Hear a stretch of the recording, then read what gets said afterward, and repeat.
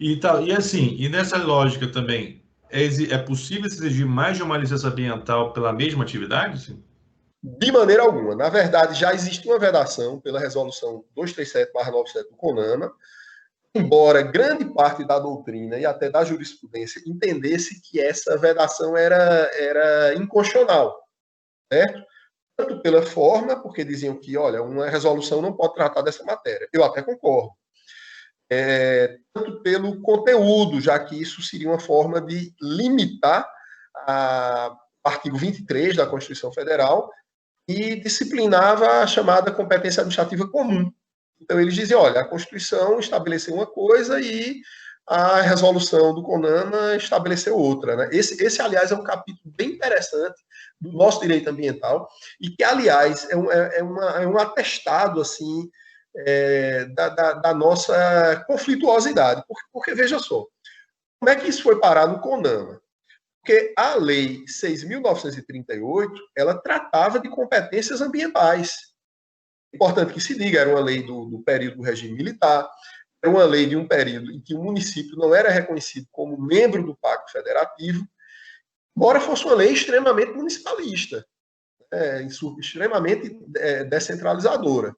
Mas olha só, a Lei 6.938 tratava de competência. E essa lei criou o CONAMA, é a lei que cria o CONAMA, está lá o CONAMA, artigo 6º e tal, né? Aí o CONAMA, ou seja, a lei criou o critério de competência, e essa lei também criou o CONAMA. Aí o CONAMA é dito uma resolução e passa completamente por cima da lei que o criou, e ele, né, deu a sua existência. E o mais interessante é o seguinte, por exemplo, eu tenho total convicção que a resolução 237 do CONAMA, em matéria de competência, sempre foi inconstitucional. Absolutamente, absurdamente inconstitucional. E ninguém Agora, questionou na época. ninguém Se fosse hoje, questionou. questionaria. Tem questionamentos em casos pontuais, em casos concretos, né, de maneira difusa, né, mas não houve um questionamento amplo, Não. questionamento Uma DPF, uma de DIN, que controle nem tem hoje. concentrado, né, de constitucionalidade. Não houve. Muita gente criticava, mas ficou por isso mesmo. E o mais interessante é o seguinte: apesar de ser absurdamente e evidentemente inconstitucional, e tem algumas decisões até atestando isso, né? Mas o fato é o seguinte, é que em 99% dos casos, os órgãos ambientais aplicavam a resolução do CONAMA. Ou seja, era um mundo à parte. E aí você chegava no órgão ambiental e dizia, olha, mas é inconstitucional, não, mas falando para as paredes, né? Porque aquilo funcionava de uma forma ou de outra, e aí acabava, acabava sendo feito, acabava sendo concretizado. Então, é interessante. Então, quer dizer, a gente observa isso é um atestado muito interessante de como funciona o nosso direito ambiental. Então, o CONAMA é dito uma resolução passando por cima da lei que o criou. Essa resolução foi quem foi sendo aplicada em 99% dos casos. Eu falo 99% dos casos porque aquelas situações que foram ao Poder Judiciário, disparadamente, são a minoria. Porque o empreendedor, muitas vezes, ele sabe que era inconstitucional, mas ele quer a licença ambiental, ele não quer estar discutindo quem é o órgão competente, enfim. Então, bom, mas vamos lá. Então, a questão da licença ambiental única, né? Então, eu entendia, antes da Lei Complementar 140, que a licença ambiental única ela não era inconstitucional. Pelo contrário, ela era constitucional, inclusive porque ela derivava diretamente do princípio da eficiência. Não tem sentido exigir o licenciamento em duplicidade, em triplicidade. É uma loucura. Eu diria até que é um absurdo, é um crime num país onde as limitações orçamentárias são tão grandes, são tão evidentes. E outra coisa, era esse licenciamento ambiental em duplicidade eram em casos muito pontuais. Então, além de tudo, era um argumento utilizado de maneira completamente, como é que se diz? Enfim, me faltou agora a palavra, né? Mas aquela coisa Desarrazoado, com gasto de dinheiro público desnecessário e com exigência para o privado que não fazia muito sentido em termos tecnológicos ou ambientais mesmo, né? Assim, De maneira alguma, não ninguém fazia, ganha com não isso, né? fazia o menor sentido, enfim, né? Uma coisa absurda, né? Então, e outra coisa, era sempre aquela cartinha na manga, assim, ou seja, o Ministério Público é contra aquele empreendimento e às vezes o empreendimento estava completamente regular. Ou então tinha alguma coisa que se questionava, mas era alguma coisa pontual.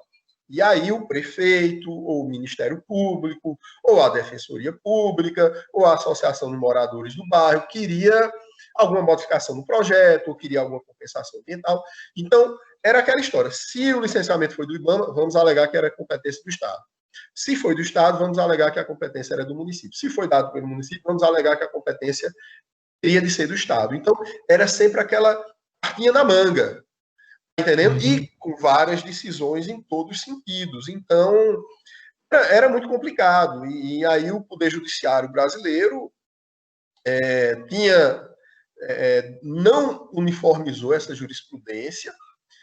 É importante que se diga também que os órgãos ambientais têm a sua parcela de culpa, porque, olha só, muitas vezes o IBAMA, quando ele era processado pelo Ministério Público Federal em razão de uma licença ambiental que ele concedia, ele defendia teses no judiciário com unhas e dentes, ele rebatia de maneira veemente quando ele era o autuador.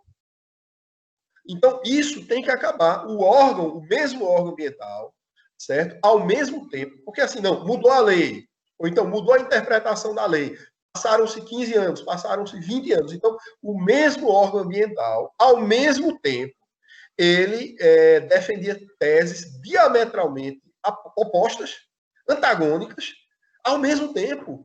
Então, quer dizer, você chegava no ACP e dizia, não, peraí, mas qual o argumento do IBAMA que vale? Esse ou aquele? E isso eu conversei com vários procuradores do IBAMA, evidentemente constrangidos, porque faltava essa uniformização no âmbito administrativo, para eles atuarem, certo? Bom, mas vamos lá. Então, o que é que acontece? Eu sempre entendi que o licenciamento ambiental deveria ser em um único nível. Sempre, a partir do instante que eu comecei a estudar o licenciamento ambiental, eu verifiquei, na verdade, parece que eu verifiquei, parece que eu fiz um grande achado, né? Isso é de uma obviedade tamanha, certo? Que não precisa fazer assim, uma tese de doutorado, porque o licenciamento ambiental ele tem que ser bem feito, apenas isso, uma vez. E aí você tem órgãos de controle, tem o Ministério Público, tem as associações, tem a Defensoria Pública, tem o cidadão comum, tem os outros órgãos ambientais, tem o Poder Judiciário, o Tribunal de Contas também fiscaliza a atuação dos órgãos ambientais. Muita gente acha que o Tribunal de Contas só vê a questão das contas dos órgãos ambientais. Não, mas ele verifica também a questão da eficiência do licenciamento ambiental, dos demais instrumentos de controle ambiental. Então, o que é que acontece? Primeiro, isso atenta contra o princípio da eficiência, de maneira absurda. Segundo, a competência comum, e aí é a grande falha de quem defende a tese contrária. Tem juristas importantes que, até hoje, defendem que a Lei Complementar 140 é inconstitucional, já que ela regulamentou a competência administrativa, ou seja, para esses autores, que eu, inclusive, são autores eu respeito, que eu, inclusive, cito, certo? Mas para esses autores, a Lei Complementar 140 teria incorrido em erro a partir do instante em que ela traçou limites à atuação administrativa dos entes federativos em matéria ambiental. Como se isso atentasse contra a competência comum. Olha, a competência é comum. Então, todos podem tudo agora ao mesmo tempo. Então, qualquer restrição a isso, certo, é inconstitucional. Olha, veja só, se fosse assim, a própria Constituição Federal não teria previsto, no seu texto original, inclusive, que Regulamentação essa matéria poderia ser regulamentada. por lei complementar. É isso Então, mesmo. é óbvio, se ela pode ser regulamentada, para que existiria uma regulamentação, se não para dizer quem deve fazer o quê? Então, é constitucional. Não existe isso de que a competência comum não pode ser regulamentada. Não, é uma interpretação completamente equivocada. Inclusive, tem decisões do Supremo Tribunal Federal nesse sentido, tem doutrina nesse sentido. Inclusive, o ministro Luiz Roberto Barroso, ele, muito antes de ser ministro do Supremo Tribunal Federal, ele sempre disse isso. Ele disse, olha, é um equívoco entender que a competência comum não possa ter nenhum tipo de regulamentação. Quem deve fazer o quê? Quem tem prioridade para fazer o quê? Então, nesse sentido, é muito positiva, certo, a novidade da Lei Complementar 140, que traz expressamente, salvo engano, no artigo 14, que a licença ambiental é em único nível, ou seja, somente o mesmo nível federativo, ou seja, tem que ser o IBAMA, porque no âmbito federal só quem licencia é o IBAMA. Ou o órgão estadual, a CETESB em São Paulo, CPRH em Pernambuco, SEMASSE no Ceará, enfim, IMA em Santa Catarina, né? Ou o município. Normalmente são secretarias municipais de meio ambiente. Então, só pode ser em um único nível. Os demais entes podem e até devem opinar, é verdade, podem, mas o licenciamento ambiental é um único nível e ponto final. Não há nenhuma dúvida em relação a isso. Professor Taldo, assim, ó, muito obrigado da entrevista, já virou uma aula, tá super legal tudo que você falou.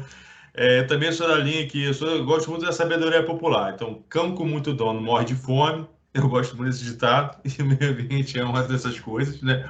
Perfeito. E também, deixo tudo ao mesmo tempo agora para a música do Titãs, porque tudo ao mesmo tempo agora não tem